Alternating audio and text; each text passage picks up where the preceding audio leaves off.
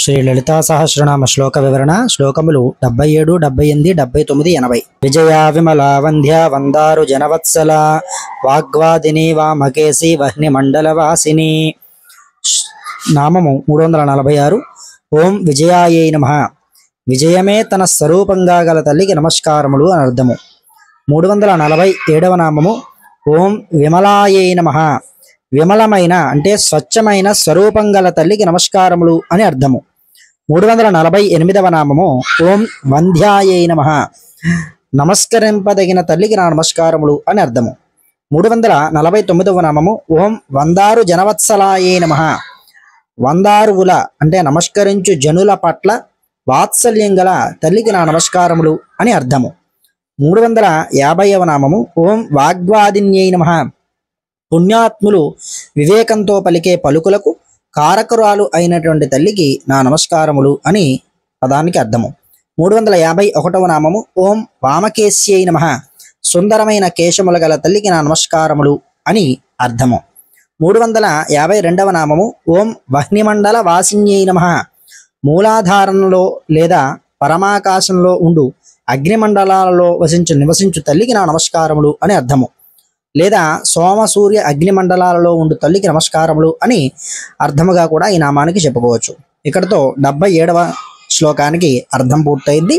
78వ శ్లోకము భక్తి మత్కల్ప లతికా పశుపాశ విమోచని సంహృతాశేష పాషాండ సదాచార ప్రవర్తిక. 353వ నామము ఓం భక్తి మత్కల్పలతికాయై నమః. భక్తుల కోరికలను తీర్చు కల్పవృక్షపు లత వంటి తల్లికి నా నమస్కారములు అని అర్థము. 354వ నామము ఓం పశుపాశ విమోచన్యై నమః. జీవులను ఆవిద్యాది పాశాల నుండి విడివడజేసి సద్గతిని ప్రసాదించు తల్లికి నా నమస్కారములు అని అర్థము. 355వ నామము ఓం సంహృతాశేష పాషాండాయై నమః. పాషాండులను అంటే వేద ధర్మాన్ని దూషించు వారిని నాశనమనర్చు తల్లికి నా నమస్కారములు అని అర్థము. 356వ నామానికి అర్థము ఓం సదాచార ప్రవర్తికాయై నమః. సదాచారాన్ని ప్రవర్తింపచేయు తల్లికి నా నమస్కారములు అని ఈ 78వ శ్లోకానికి అర్థముగా చెప్పుకోవచ్చు. శ్లోకము 79 తాపత్రయాగ్ని సంతప్త సమాహ్లాదన చంద్రిక తరుణీ తాపసారాధ్య తను మధ్యాతమోపహ. 357వ నామము ఓం తాపత్రయాగ్ని సంతప్త సమాహ్లాదన చంద్రికాయై నమః. అంటే ఆది భౌతిక ఆధ్యాత్మిక ఆదిదైవిక తాపాలచే బాధపడే జనుల తాపాన్ని పోగొట్టి ఆనందపరచు చల్లని వెన్నెల వంటి తల్లికి నా నమస్కారములు అని అర్థముగా చెప్పుకోవచ్చు. 358వ నామము ఓం తరుణ్యై నమః. సదా యవ్వనంతో ప్రకాశించు తల్లికి నా నమస్కారములు అని అర్థము. 359వ నామము ఓం తాపసారాధ్యాయై నమః. తాపసులచే ఆరాధింపబడు తల్లికి నా నమస్కారములు అని అర్థము. 360వ నామము ఓం తనుమధ్యాయై నమః. కృషించిన అంటే సన్నని నడుము గల తల్లికి నా నమస్కారములు అని అర్థము. 361వ నామము ఓం తమోపహాయై నమః. భక్తుల మనస్సులోని అవిద్యను తొలగించు తల్లికి నా నమస్కారములు అని ఈ 79వ శ్లోకానికి అర్థముగా చెప్పుకోవచ్చు.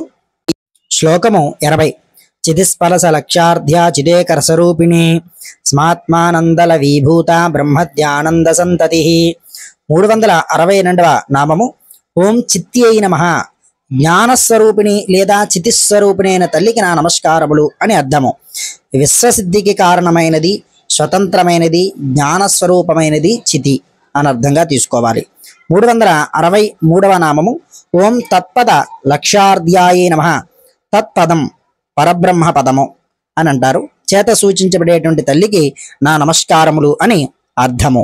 364వ నామము ఓం చిదేక రసరూపిణ్యై నమః. శుద్ధ చైతన్యమే తన స్వరూపంగా గల తల్లికి నమస్కారములు అని అర్థము. 365వ నామము ఓం స్మాత్మానందల విభూత బ్రహ్మధ్యానంద సంతత్యై నమః. బ్రహ్మాది దేవతల ఆనందం కూడా తాను అనుభవించు స్వీయ ఆనందంలో అణుమాత్రమే అనేటంతటి ఆనంద సాగర స్వరూపమైన తల్లికి నా నమస్కారములు అని ఈ 80వ శ్లోకానికి అర్థముగా చెప్పుకోవచ్చు. ఇక్కడతో 80 శ్లోకాలు అర్థము అలాగే శ్లోకం పూర్తయ్యాయి. మరొక వీడియోలో శ్లోకము దాని యొక్క అర్థము వివరించుకుందాం. ఛానల్ సబ్స్క్రైబ్ చేసుకోండి, 10 మందికి ఈ సమాచారాన్ని అందజేయండి. మరొక వీడియోలో కలుస్తాను. స్వస్తి.